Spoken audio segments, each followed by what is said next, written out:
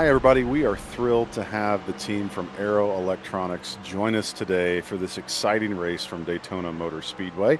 And I'm joined by Matt Rockford. He's the Vice President of Sales for Aero and their incredible Dell Technologies business. Matt, this racing series has brought together a number of great technology companies. I'm curious, Aero may know a little thing or two about bringing together great technology. Is that right? That is correct. Yes, absolutely. Well, tell us a little bit about what Aero, what your mission statement and the value you guys bring to your customers. Yeah, certainly. So as a technology aggregation business, which really is about that, bringing those different technology companies together, we look to serve customer problems, and we do this through what I call an engineering-led motion. So it's not just a supply chain business. We are definitely architecting, integrating, and delivering solutions to customers. Excellent. Well, one of the things that we saw in the commercials ahead of the race, and that we're really excited about to hear more later, is about the experience that you guys are delivering for Sam Schmidt and his amazing journey to being back behind the wheel of a car. Can you tell us a little bit about the Sam Schmidt story? Yeah. So it's an incredible story.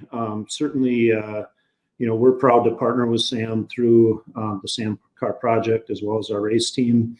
But Sam had an unfortunate accident back in 2000 where he crashed his Indy car, and it left him as a quadriplegic, but that didn't hold Sam back.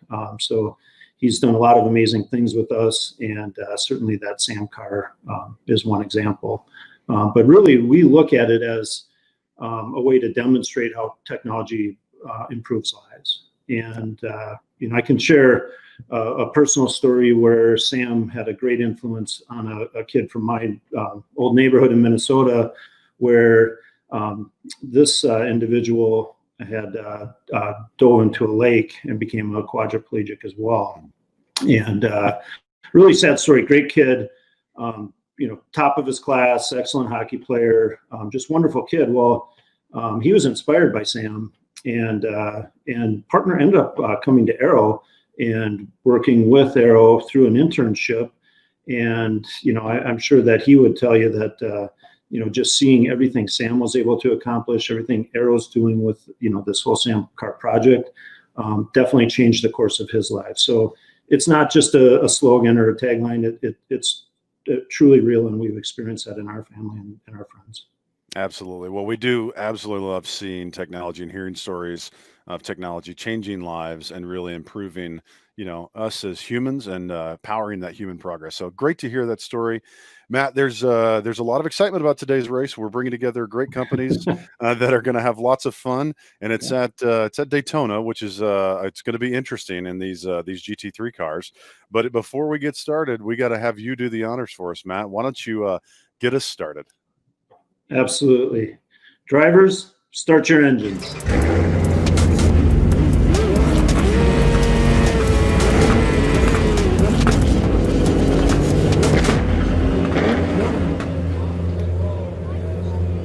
Well, everyone, we are excited to be here at Daytona, and our friends at Aero have sponsored today's race. And there you can see the Intel car has taken the pole position with a commanding less than 5/1000ths of a second lead. This is going to be a tight one here. We have visited or returned back to American soil to Daytona. Brett, I'm curious, how's it feel to be back in the States? Man, Corey, it's great to be back in the United States. The Freedom Car is happy to be home. Let's see if it actually helps today. Freedom Car has been in 10th place the last couple times. Maybe we can break into a little bit higher into the finish. I do love the irony of the Freedom Car being a beautifully German-made machine, but we won't hold that against you. I like the irony. It makes me happy. But you know what? This is the first and only race at the virtual Race To Conf that is truly a NASCAR-esque race. And having personally been to Daytona and seen NASCAR there, I can tell you what an electric place it is to see a race. And I'm super excited to see how the race unfolds today. Very different racing style, Brett. And I'm curious, I'd love to get your insights that have been so formative in our understanding of racing so far. What do you think the keys to today's race are? Well, Corey, today it's not the keys to the race, it's the C's to the race. And the first one is consistency. We're in our only oval track of the virtual race at Conf. This is all left turns. So you need to, if you want to get out of the pack, you just need to make sure you're consistent in every single turn and how you take that. But just because it's all left turns doesn't mean you can be complacent. If you start to just think that you can take the turn easily, you're going to spin out, you're going to have an accident. And lastly, this is a 2.5 mile track. It's one of the smaller tracks that we've raced, and we have 14 cars in the race today. So a lot of road traffic, a lot of cars are going to be bunched up. So you need to make sure that you avoid the crashes. Absolutely. Well, the pace car pulls away there, and the Intel car is going to lead us off. And that Intel car is actually being piloted today by our friend Jason Stein. He's taken over the helm, and looks like he's going to bunch up the crowd behind him. And I tell you what, it may be formative to understand, Brett. You and I qualified very, very poorly in this race, and I'm curious if that's going to be foretelling as to how the race really turns out. Well, poorly is very subjective, Corey. I qualified where I always qualify. You qualified poorly today. But I'll tell you this. Again, just like the theme was at Le Mans, today it's the same thing. We're sacrificing the speed for better control into some of these turns. And today at an oval track, we're going to pay for it. So let's see what happens today with that. That's definitely the reason why you qualified less than normal, and I was consistent. Oh, it's so good. I mean, look at this. This is like pure NASCAR perfectness. We've got them 3 wide, making a little action there. It's getting crazy in there. I do love to see cars going 3 wide through a corner. Maybe it's my Southern blood. Now, Corey, just because we're an oval doesn't mean that we still don't have cold tires. Do you think that's going to play as much of an impact today? Well, looks like it already has. We see a giant accident there. Red River and the Splunk AppDev Signal FX car getting into it. But, that's one of the funny things about these NASCAR courses. They're designed for high speed, action where there's plenty of run out to where if you get a little bit squirrely, go down in the apron, there's plenty of room to continue to play there. But I want to go back and say, one, if you watch that intro, it's hard not to be excited about what Aero Electronics is really doing to use technology to power really transformative human experiences in motorsports. Great to see. And wow, Red River, Brett, that's one of those that makes me think, man, I hope that virtual racer is okay. Yeah, just thoughts and prayers go out to that virtual racer and his family today. Yeah, I hope they're okay. Hope they had their seatbelt on in their racing simulator. That would have been a wild ride without it. Well, Buttercup pulling away there. Great to see Buttercup and Intel battling out. Kyle, look at that. The Big Data Beard being represented by the Aussie Big Data Beard. Hey, it's interesting. Jason has driven for the Buttercup car a couple times in the virtual race. Now he's driving for Intel. It's a little theme of maybe a tale of two Jasons. Who knows? Absolutely. Well, you can see this is one of those where it is absolutely about the car being consistent and the driver has to pilot it just perfectly. And I love seeing this traffic build up. Oh, there, Aero getting a little bit squirrely, gets into the wall, losing position rapidly. That is crazy. I love seeing this action up front. I have a feeling we're going to see a lot of this because, again, there's just not that many places where you're off the gas. You're basically full speed throughout. One of the things that we actually talked about in the practice that we found out was that you can see there on the dashboard, you see how the lights are flashing. That's telling you that the car is hitting the rev limiter. That means you have pushed the engine to its maximum revolutions. That means there's a couple things that happen downstream. One, you're going to start to see oil temperatures rise. During practice, we actually saw one of the cars blow an engine because they started tucking in and drafting behind a car in front of them, meaning that they weren't getting clean air into the engine, and that engine overheated and blew. So that's one of those things. Here the Intel car staying right up close. We're going to have to be really careful to watch. Oh, here we see Kyle getting crazy, gets the death wobble, gets a little bit of speed. Oh, goodness, what happened here? Takes out half the pack. That is a nasty one. Man, I mean, you don't think that complacency will come in that quickly. But man, Kyle complacency and they took out the whole pack. The keys to the race coming into play. Kyle, let's go in and check out what happened in this death wobble scenario here from the data perspective. Hey, Corey. With a wreck that impressive, I figured we'd go ahead and take a look at some of the data there as well. Now, obviously, the speed stays pretty consistent throughout this race, so I thought we'd take a little bit different look at the throttle and longitude and latitude acceleration here. So I went ahead and pulled up the throttle data here, and I wanted to highlight something here that I thought was really interesting, and that is specifically around, due to the drafting and having the car in front of me, I was having to keep on and off the throttle a bit as compared to the McLaren car and Westy in the back being able to floor it. However, I just completely lost it with a little bit of a death wobble there. And as you can see from the excitement of the visualizations on the back half of this, I destroyed their chances of a first place finish so far. So we'll see how we go there. Let's take a look at the longitude and latitude acceleration as well. And here's another one where, because we're doing an oval race, you can just see the consistency of this car, but unfortunately when havoc happens, it does happen pretty poorly, and I took out a couple of casualties with me as well. So let's take a look at the latitude acceleration, which is acceleration on a different plane. And what's interesting about this is you can see the embankment of the turns changes the acceleration of that car, and then obviously when you get into some trouble via a wreck, the graphs just go all over the place. This is an extremely fun race to take a look at the data set, so give it a try for yourself and let me know what you come up with later. Thanks, Kyle, for that insight. Candidly, I'm actually even more thankful to you for taking out half the pack, because without you, I can tell you this, me and Brett would not have moved up the leaderboard so rapidly to 5th and 6th place. Yeah, Corey, you never thought it'd be a double-edged sword with these BMWs at Daytona. Being so far behind the pack, we were actually able to avoid everything. Absolutely. We see a couple of McLarens there. Again, it's one of those where, once you get next to somebody, it's hard to get away from them because the cars are just so evenly matched. That Intel car looking great there, right in the taillights of Buttercup. That is going to be a battle right up there in the front. Those three cars so evenly matched. It's going to be super fun to watch. Yeah, now, Corey, we see these cars going around the turn, and obviously this is not a flat turn. So tell us a little bit about the nuances of this track and how to actually drive it and what's so important about it.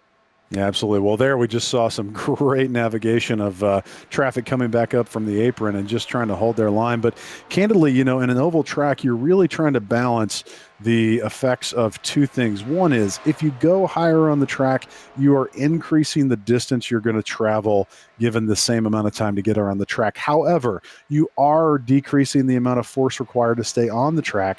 To stay on the inside of the track, you do lose a little bit of speed. You have more down pressure and down force. You have got a little bit more force to keep you low on the track. So it's really one of those that you have to work hard to figure out what's the right line. And from day to day, depending on the temperature at the track, depending upon kind of where the rest of the pack is traveling, one may be better than the other. And right now, I'm just not seeing one track being faster. What I'm seeing is really a lot of this drafting action really being the thing that's keeping cars close and not really allowing one to get ahead of the other. You can see here they're both taking pretty low lines. But I tell you what, now it's time to go check in with our friend Joshua and hear more about how Aero Electronics is really using technology to power human progress in an incredible way with a former incredible race car driver. Well, thanks, Corey. I'm joined with Joshua Parrish, who is the Principal Field Applications Engineer for Aero Electronics. Hey, Joshua, thanks for joining us today. Nice to be here. Now, I wanted to start out just by asking you to explain a little bit what a Principal Field Applications Engineer does for Aero Electronics. Yeah, so what we do is we're a whole group of people called Field Applications Engineer, and we go out to customers across the country in our cities and our regions, and we help them design the products that they imagine. So you're tinkering in a garage and you want to start a company based on a product, but maybe you don't know quite what to put in that product outside of the major things that you're looking at. We help you by suggesting not only parts that you can use, but how to put that system together, how to create the data flows to maybe make some revenue off that those data, and how to protect your product as well. Oh, very cool. So we heard from Matt prior to the start of the race talk a little bit about Sam Schmidt and the SAM car, the SAM project. Could you go ahead and elaborate a little bit more into the background and the history of the SAM project for us? Yeah, so the great thing is I've been with the project since it started. So I have a lot of background knowledge on how it came to be. And the really cool thing that happened is we had some folks come to us and ask, how do we have a quadriplegic person drive a vehicle? And from there, our imagination started spinning. We got together for a process called brainstorming to try to figure out exactly what happened. You kind of imagine people meeting in a big room, drawing on whiteboards, everything like that. And the really cool part was actually when Sam walked in, so to say, and showed us who he is as a person, and how far he's willing to go.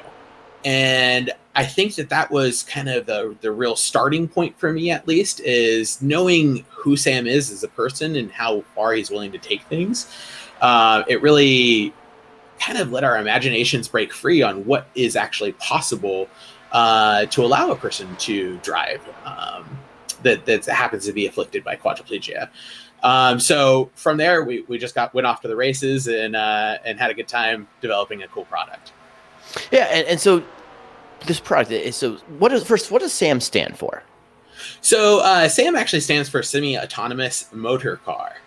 So how does it work? Like how can Sam Schmidt as a quadriplegic use this technology to drive this car? Yeah, so some of us are going to be familiar with driving a vehicle normally. So you use your hands and your feet normally to operate the steering and the gas brake.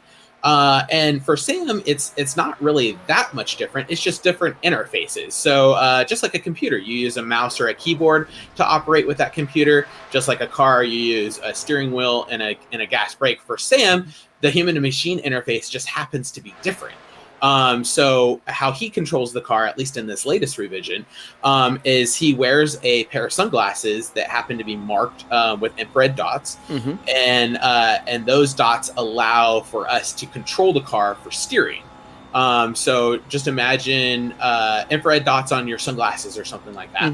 And while you move your head left or right, we track those glasses in 3D space, and we can kind of figure out the pivot of his head. And through the pivot of his head, we can steer the car to the same angle, because as you're naturally driving, you tend to steer the wheel the same way as how you drive. All right, right? And then for gas brake, we use a sip and puff mechanism. And for a lot of people with quadriplegia, they're very familiar with that device. It's your typical or and what that does is it allows him to gas or brake, depending on how we have the settings made. And that's truly remarkable. Now, what kind of car is this? So the latest revision, which folks might be seeing pretty soon, is the Corvette C8. So that happens to be a Stingray version, and it's a really great car. I've been told by many people it's probably the best automobile that you can get for the buck. So. Man, that sounds like a pretty sweet car. So we're going to take a break, Josh. We're going to send it back to Corey to check back in on the race and see how all of the contestants are doing. But we will get back with you on the back half of the race to learn a little bit more about the SAM project.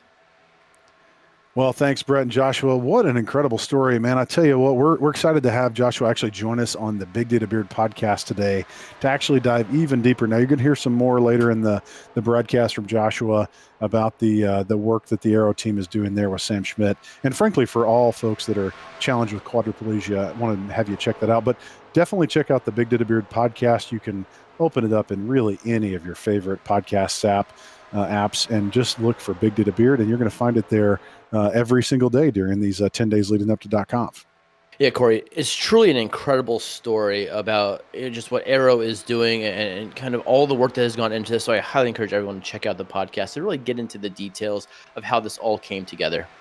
Yeah, absolutely. Here we see the cars have decided to hold this lower line, Brett. As we were talking about before, between high and low lines, it looks like everybody's trying to stay pretty low. But I will say, seeing a lot of exits come pretty high, which I'll be curious to see if this quick movement between, kind of low and high entry and exit is actually going to be a challenge for folks later on as the tires get hot, get a little bit of worn, if that causes problems. So we'll stay tuned here to see if that happens. Yeah, Corey, it seems like some of these jerky movements might cause some instability that could cause some spinouts. Oh, here we see, look, Tom West goes off the track, major damage, hitting a wall. That's one of those areas where, man, if you go off at the wrong spot, lots of run up, but man, that means you can take lots of speed into a wall. Hopefully, Tom West is okay. Clearly, that car does not look like it's in great shape. Probably not going to be super drivable. Let's go back and take a look and see what happened here. So, Tom West taking it. Oh, just as I was talking about before, one of those moves where he's going from, kind of low in the corner, down back, trying to dive in to maintain his position, gets a little bit squirrely at those high speeds, just maybe not enough downforce to hold him down. Yeah, and we're seeing a lot of these spinouts take place either entering or exiting the turns, which again goes back to the C's of the race, which is consistency and no complacency. Absolutely. Well, here you see Buttercup and Intel staying up there close, kind of a fun, challenging team up there, and they're going to start to get into some lap traffic here in a minute to see, and which I always curious to see how lap traffic affects things, especially if their speed differential is really high, meaning the speed at which they're passing them, or if you get into any of these wrecks. This course absolutely could hold some interesting stories. But hey, let's go look at our Splunk environment that we're using to actually bring data to racing. Welcome to another Tech Deep Dive segment. Today I want to talk about how we deployed Splunk to support the Big Data Beard's virtual race to .conf. Now, you probably know you can download and run Splunk just about anywhere. You can run it on your laptop, in your own home lab. You can also run it in the cloud. You can even run it as a software as a service called Splunk Cloud. Because of the way that we structured our race and the way that we knew we were going to have increases in search load at certain times as we approached conf and increases in data load during the racing events, we decided that deploying Splunk on infrastructure as a service provided by AWS offered us the best flexibility and scalability to support our needs. But be sure to check out Splunk.com to find your free download and deploy Splunk wherever it makes sense for you. Back to the race. Well, I'm excited to tell you that, we do have a pretty cool Splunk environment, and do stay tuned to BigDataBeard.com.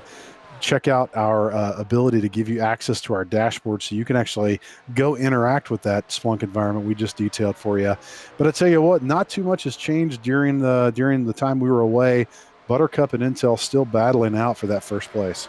Yeah, Corey, it seems like all the drivers have cooled down a little bit. They've gotten kind of settled into their saddle, so to speak, and they're just running their races now. Well, absolutely. Well, settling down and cooling in our saddles is kind of hard to do in Florida because I tell you what, Daytona is notoriously humid, and I'm guessing you're pretty sure that has an impact on the race car. What do you think, Brett? Do you think the humidity and the weather in Florida impacts the race cars? I can only imagine. I mean, again, in this virtual race here, the virtual humidity and the virtual heat is going to impact the virtual road, and it's going to create a lot more just inconsistencies for the cars.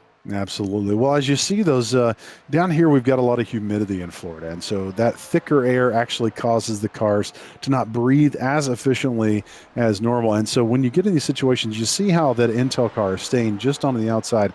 That's a really smart move. Oh, wow. Look, the leaders there just avoid a little bit of an accident with the Dell car. Looks like Kyle might have been involved in that one too. Let's go back and take a look and see what happened in the replay here. Oh, that Dell car just turns down, loses their line, turns into Kyle. Kyle, the unexpected gift given to him of a massive amount of rolls. Yeah, with a flip that Tony Hawk would be jealous of. Absolutely. That guy's like, he's like jelly. He's on a roll. He flipped multiple times. That's going to need to be one of those fast toes and the fast repairs to get back out on the track. That is too bad. Although I will say that Dell car looks great with those pink wheels. And I talked to Mike Nabham before the race, and he said that was for Breast Cancer Awareness Month. So super, super fan of Mike Nabham for thinking of others as he decorated his car for the race today. Now it looks like we're seeing the first through fifth places looking pretty good. But Brett, congratulations! If I'm not mistaken, this is the highest you've been in a race so far in the series. Yeah, I mean, I think that I listened to my own C's of the race today, but really it's just the Freedom car back in America that has some extra oomph today, and it's making it happen on the track. Absolutely. Well, speaking of extra oomph, let's go get a little bit of extra oomph from our friend Joshua to talk about more what Aero is doing to power human progress using technology to power racing in a new and cool way. So we are back with Joshua to learn a little bit more about this truly fantastic and amazing SAM project. And Josh, you talked earlier about a couple revisions that have gone into this, and we're now into the latest, the third revision. Can you talk a little bit about just the progression of development throughout the SAM project? Yeah. So one of the things with being an engineer is that you don't always get everything right the first time you start off. No, and that's maybe, not true. right? And maybe as you work towards something, you might nail some stuff perfectly well, and then other things they need a little bit of adjustment as they go along. For our first round of development, what we were really aiming for is to go around the Indianapolis Speedway, or Indianapolis Motor Speedway, in order to get up to about 80 miles per hour or 100, somewhere in between there, to really prove that the car can not only go fast around a track, but it can also be operable. Many people don't know that the IMS Speedway has several different turns. Even though it looks like an oval, each turn is actually quite a bit different for any type of racer that's out there. And hopefully our crowd has had a chance to simulate that drive a couple times. So what we ended up doing was we had a couple different mechanisms that are different from today's version. We still tried to drive the car with a vision system. So when we talk about steering, we still used a vision system, but instead of our yaw type of 3D position, we instead used something called roll. So imagine the head still, but you go like this. Okay. And that works out pretty well because the G-forces that the car has to go through while taking a turn actually kind of help out as you can lean into a turn. The other thing that we did differently is we actually used a bite interface to control the braking and gas.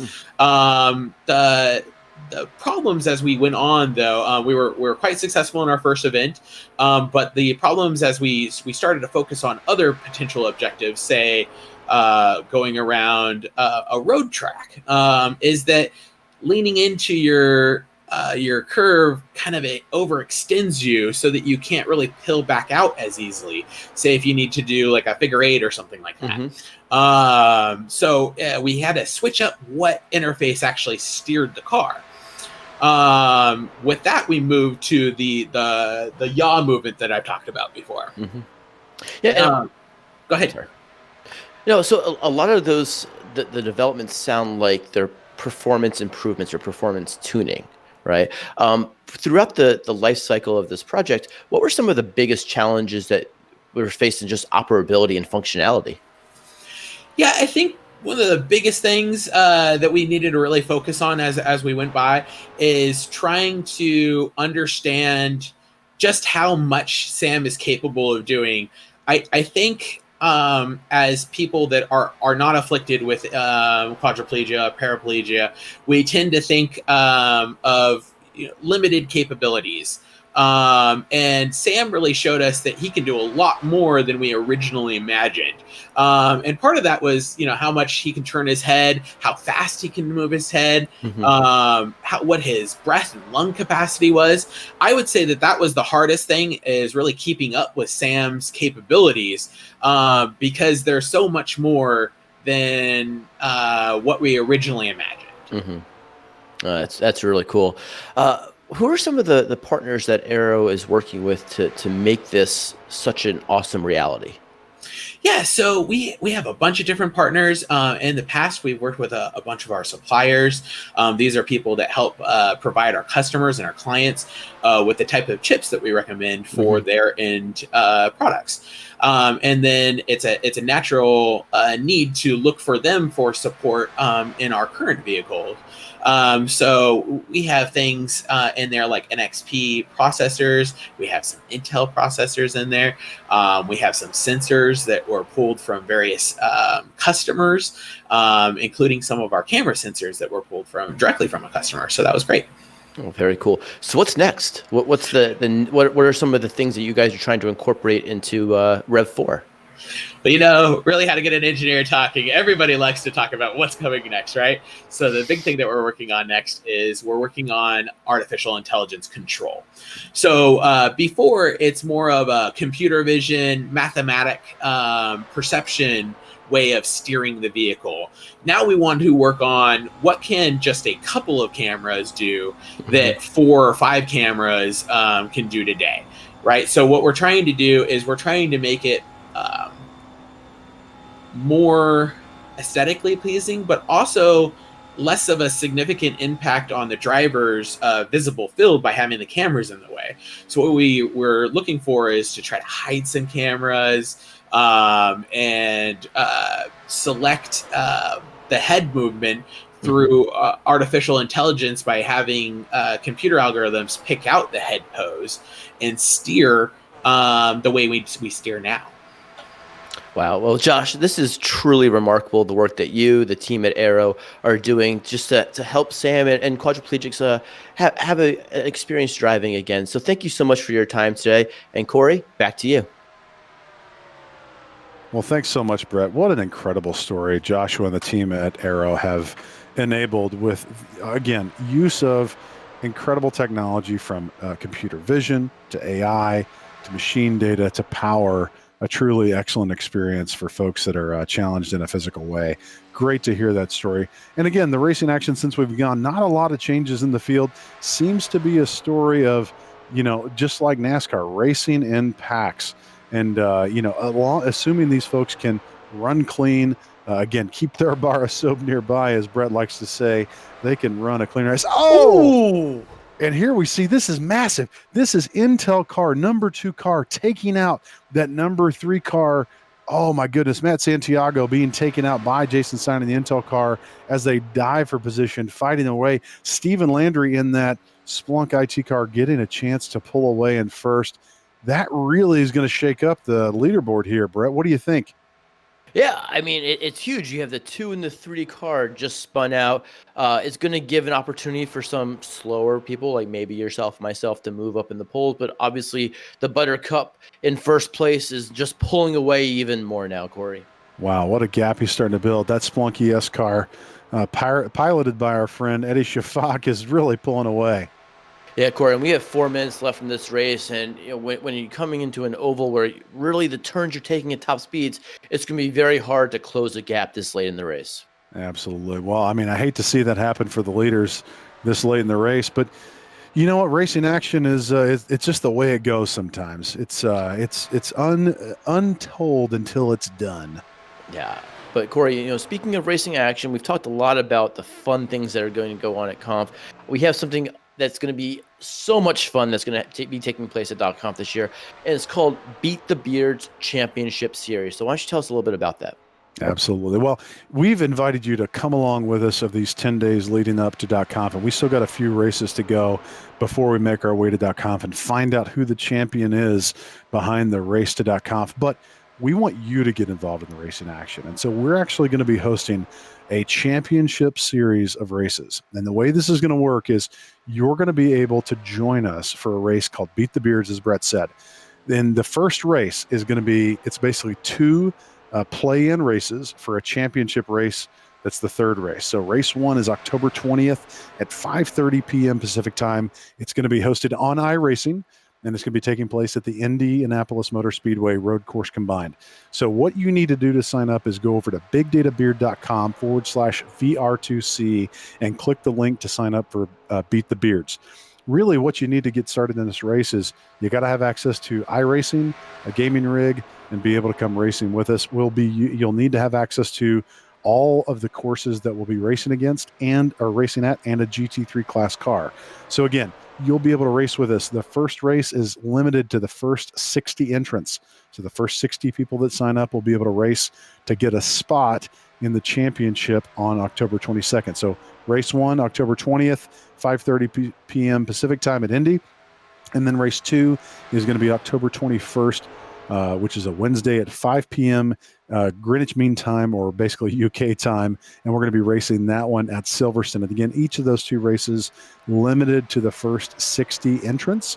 Those will be heat races, and the top 10 from each of those first two races will join us at the championship race on Thursday, October 22nd at 10 a.m. Eastern Time in Las Vegas, virtually, of course, via iRacing to win. And if you can beat the beard, you will get a prize package that says you beat the beard sent to you. Again, be sure to sign up at bigdatabeard.com/VR2C, or just visit bigdatabeard.com and click on the virtual race to .conf tab.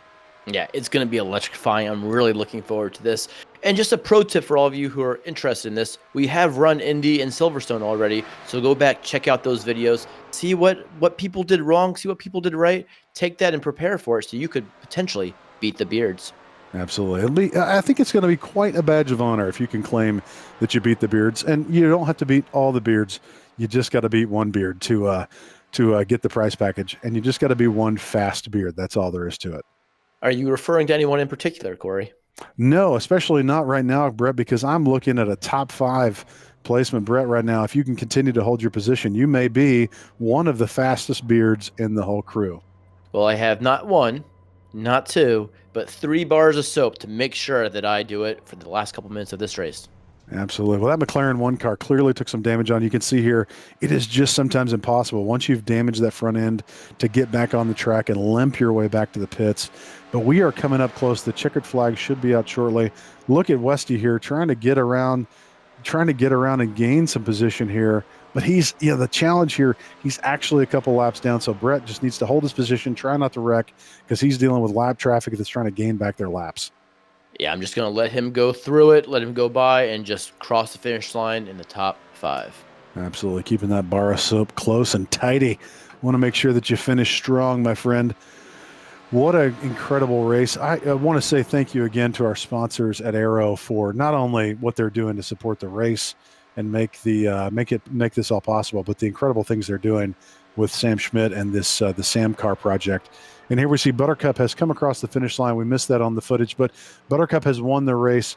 Splunk, yes, looks like they're going to take it. Oh, and look at that. The Intel car gains back a position right at the last minute, taking away the third place from me. It looks like I'm going to come in fourth unless I can find my way back. Just doesn't look like it's going to happen. But Corey, it's a miracle that the 2 BMWs in the top 5 at this oval Daytona course. Absolutely. Well, it had to be racing action that had bumping, little rubbing is racing, right, Rick? But let's be honest. In the words of our friend Ricky Bobby, if you ain't first, you're last. And Brett, I hate to say it, you and I, we weren't first. But let's go check in with Tom West to find out what the data tells us about what really happened in the race. Hi everybody, welcome to another post-race data analysis, this time at Daytona, and what a race it was. Now previously we've discussed before about how a consistent race results in a winning race, and we see that again today with our top 2 finishers both getting no incident points. They drove a completely clean race. However, you also need to be driving the fastest car at times, and when you're driving on an oval track in a car that's not designed to go around an oval track, you need the fastest car. And we can see here that was to Corey's downfall. Corey had no incident points. He had another clean race. However, he was just pipped from the podium by one of the other Splunk racers who had crashed with Intel earlier on in the race. So how much of an effect does speed have? And in an oval track, can we see other things as well? Is it just speed? So if we have a look at these 2 vehicles and look at the final 3 laps of the race, what we can have a look as far as speed is concerned is we've got quite a clear gap, and we've got Corey down below versus the Splunk vehicle higher up, and this is clearly showing that Corey's driving a slower car and is impeded as a result of doing so. But then on the final lap where he's passed, we also see something quite interesting. As he's passed around here, as they're going round the corner, the speed trajectory changes entirely, spikes and troughs a lot more than the normal bell curve that we tend to see. And also, he's got quite a toe off the back. Drafting has had such an effect that his car is almost becoming a McLaren in terms of speed, in how much faster he is over the final straight. Unfortunately for Corey, it wasn't good enough. He wasn't able to get back his podium position. But this shows very clearly how you need to sometimes be driving the faster car, but also what effect being behind another vehicle has on your overall speed. That's what we found with our data. If you found something that's more interesting, we'd love to hear what you've gone and found. As always, thank you very much to today's sponsor, Aero. And this is Westy signing off. Back to you at the studio. Well, thanks, Tom. And again, want to say a big thanks to our friends at Aero for sponsoring today's race at Daytona. What an exciting NASCAR-esque race, and congrats to the Splunk team for winning. Hey, thanks, team, for what an amazing race. And I am here and excited to talk to our winners, the P1, P2, and P3 racers. By the way, I got to say, Steven, congratulations on a P1 today. Eddie and Jason, congrats on coming in right behind. Eddie, Steven, I'm going to start with you. Crazy race, oval race, not like we've done in the past with the road races. What does it feel like to win a race like this in a crazy virtual series? You know, it's a lot of fun, and it's a lot different driving these cars. So I'm a big iRacer myself anyway, and I like running oval. So it was nice to get in and be able to run oval, you know, in a totally different car. We don't run McLarens around the oval. We don't sit on the chip for 35 minutes, just hugging the bottom. So it was a lot of fun. You know, Jason was trying to make some moves on me there on the outside. I think he probably could have got me if we had made it to the end, but we were just dodging wrecks the whole race. Man, it was wild and crazy. A lot of traffic out there. Eddie, you had kind of a crazy start. You started from the pits, had a little bit of a glitch up front. Tell me what it was like to come from, felt like starting from the back and come in second place in this crazy race.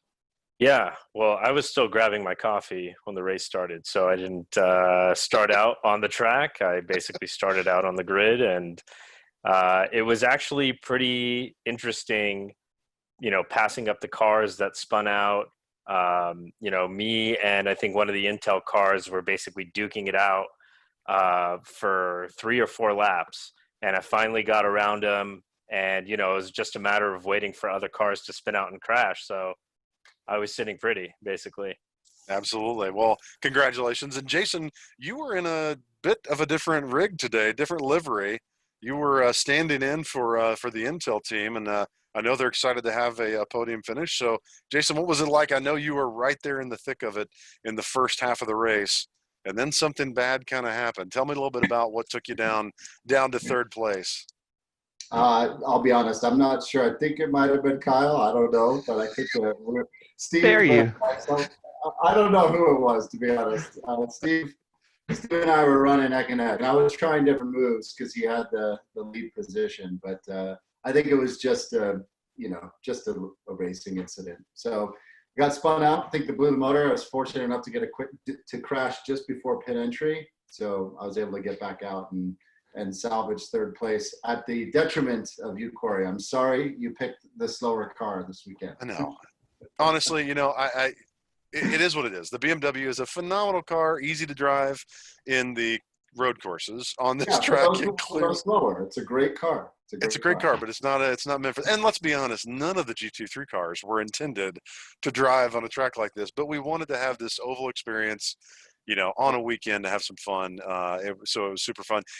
Steven, I'm curious from your perspective in the leader, was there any part of the race that was exciting or nail biting for you that we should definitely highlight?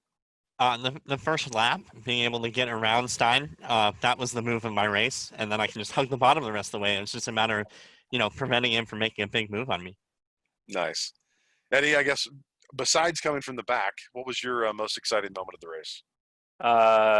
Duking it out with the other cars, definitely, and basically drafting behind the other cars just to get a boost and passing them. So, nice. Very exciting. And Stein, besides passing me at the very last lap and hurting my feelings, of which I'll never get over, what would be your most exciting part? Honestly, just working to understand how to try to ultimately get past Steven before the finish, just trying every little, bit, drafting in different areas, drafting inside, outside, didn't matter. Just trying to come up with some sort of move before the finish. Virtually the entire race was actually a lot of fun. It was very challenging. So I had a great time. I also enjoyed seeing the crashes. They were pretty epic. There were a lot of them. Some of them caused by me, maybe. We'll see. Allegedly. Allegedly. Now, Steven and Eddie, this is both a first-time podium finish for you. Can you tell us a little bit about your rigs and where you're racing from and kind of what you think technology-wise helped you achieve the podium finish? Yeah, I'll go first. I got 3 monitors over here, a wheel, Logitech wheel sitting here beside me. It's pretty basic. I actually have a rig coming that I ordered like 3 months ago, but because of the coronavirus, it's not here. So who knows when it'll get here, but my rig eventually will look a little fancier than it does now. Nice. Very cool. Now, Eddie, you seem to have a pretty professional setup rig over there. Can you tell us a little bit about it? Yeah, I mean, this is just a next level racing seat. Basically, got it from Ben Derringer on the conf team. I was the only one who didn't have a racing setup, and he was going to send it to the office for people to share. But ultimately, everyone ended up having a racing rig. So he sent it directly to me for this event, and really appreciate that. And yeah, I'm basically, I have one monitor, and I'm looking up. It's not directly in front of me. It's a bit elevated. So I'm Really? basically racing like this, looking up, and it's a bit weird. So the next level team needs to bring the monitor mounts down a little bit. We got it. All right, cool. So I do want to say a big thanks to our sponsor for this race, Aero. Incredible partners for both Splunk, Dell Technologies, Intel, everybody represented on this podium. Big thanks to them. Now, this whole event is all about, we're getting ready for Splunks.conf. And Jason, I know we've talked to you many times about your excitement. I want to get with Steven and Eddie for some perspective. So Steven, I know you're newer to Splunk, but I'm curious, with this year's Splunk.conf being virtual, what are you most excited about seeing and experiencing in SplunkConf 20? For me, I think being new, I'm interested in the whole experience here, seeing how we're able to meld together with our partners and kind of things we can show off virtually. Like I said, this is my first one, so I'm excited to be a part of it and actually be involved in some way. So I think it's going to be really cool, and I'm looking forward to it. Excellent. Eddie, how about you? I know you've been here a little bit longer, but curious about what your expectations are and your excitement around Splunk.conf. I'm really excited to see how our customers are using, Splunk in different ways. It's always interesting. No two customers are alike in the way that they use Splunk. I'm excited that it's virtual and almost everyone at the company is going to be able to get online and basically see how our customers are using it. I'm always a big advocate for getting more involved in kind of in the customer realm. And I think this is a really big, great opportunity for people to come and see how other people are using Splunk, even our own internal employees. So really excited for that. Absolutely. And folks, we want to make sure that you really understand the idea behind this crazy race we're doing. And it's all about the fact that you can use Splunk to truly bring data to everything, including iRacing. And congratulations, Steven, Eddie, and Jason, on your excellent performance at Daytona today. Thank you to Aero for sponsoring the Big Data Beards virtual Race to Conf. We'll see you tomorrow for another edition of the race, and we'll see you all very soon at Splunks.conf 20, and we'll see you virtually online. Thanks for joining the virtual Race to Conf.